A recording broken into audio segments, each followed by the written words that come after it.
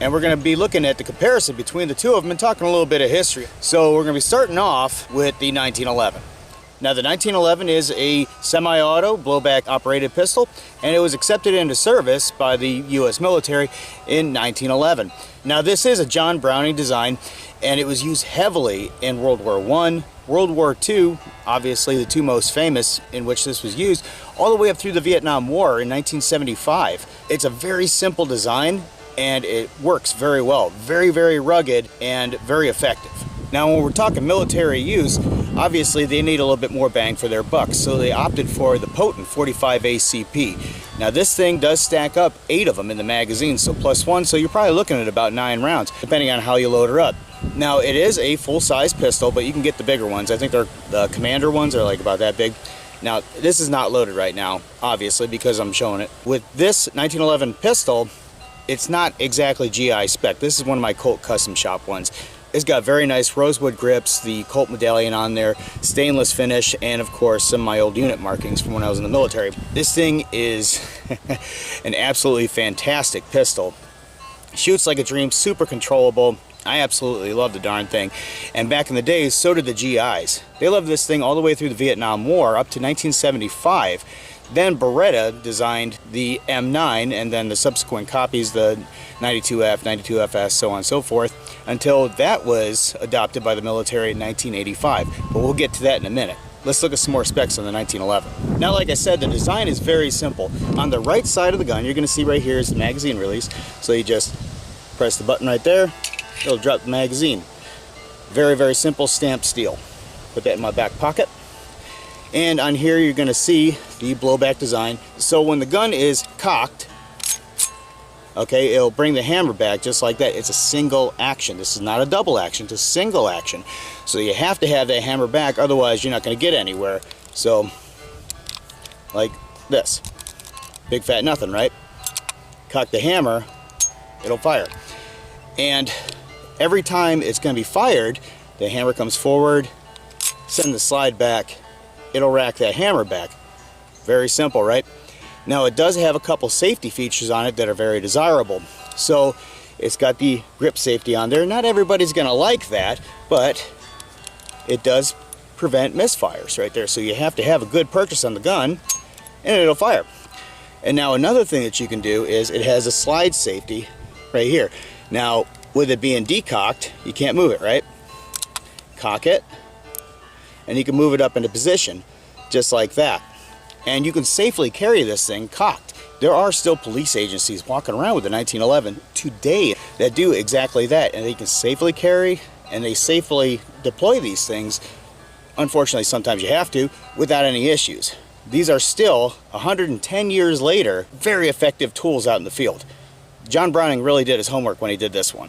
So now let's have a real quick look at the 92FS right here. Again, rosewood grips on there, nice stainless finish, but a very, very different gun. One, it's chambered in 9mm, okay, so a big change there. And we're going to talk rounds in a second. But as for the gun itself, it's the same thing as the Colt. On the right side of it, press the mag release, it'll kick the magazine out. Obviously, you can see it's not loaded. Now this one is also blowback operated. So when it's in firing mode, it'll drop the hammer, all right, which will blow the slide back, put another round in the chamber, and simultaneously cock this thing. And then, boom, it's ready to go. Now, a nice thing about the Beretta here, it has an ambidextrous decocker on there, okay? So what you can do is you can have it cocked, and then if you want to carry it or you just don't want to have it cocked or whatever, it'll decock it safely right there. No big deal. That will not discharge the round. It actually blocks it. Now, another good thing that you can do with it is with that decocker on, it don't do nothing. With the decocker off, it'll actuate the hammer. Pretty cool. Now, as you just saw, this is a double single, not like the Colt. This will fire both ways. So with a resting hammer on there, okay, pull the trigger, heavy trigger pull, but it'll go. And then obviously it'll rack back like that. Ooh, just got pinched. It'll rack back like that, and it's going to be an easier trigger on the second round following on. Very nice. So like I mentioned before, The Beretta came into military service in 1985. It was designed in 1975 during the last bits of the Vietnam War. And the 1911 was still deployed at that time. So why would they change up the service pistols for the military?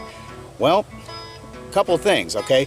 One, technological changes, all right? So obviously, decocker, double action, you know, things of that nature. Now, you can also carry a higher capacity with the smaller 9mm ammunition, okay? So this will take 18 rounds versus the 8 out of the Colt. Ooh, that's a big difference. What you're actually sacrificing is bullet size, and that's it. So we're looking at, with the 45, the mil-serp load was 230 grains, and then the mil-serp load for the 9mm was 124. And we're going to be shooting as close as we can to that today. So my 45 ACPs are going to be 230 grains, and the 9mm are going to be 125 grains. So we're going to see how effective they are side to side. Now, if you look at the rounds side by side, the 9mm looks like it's got something left to be desired versus that big fat 45. Well, there's a couple differences here. Higher velocity. Yes, higher velocity. This is going way faster than this big heavy chunk of lead right here.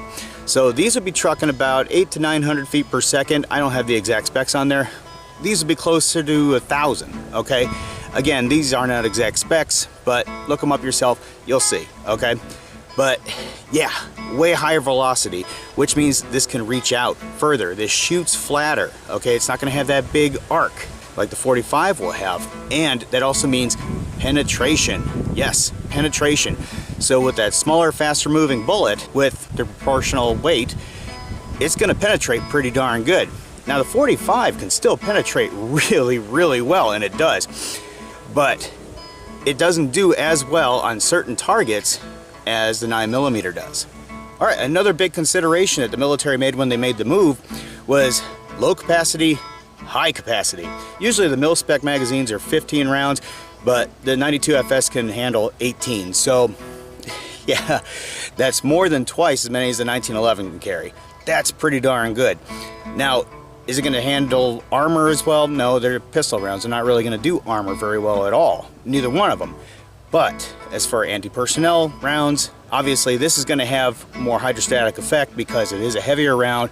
Boom, hit you, stop suddenly, and all that energy being transferred into the soft tissue, that'll do the job.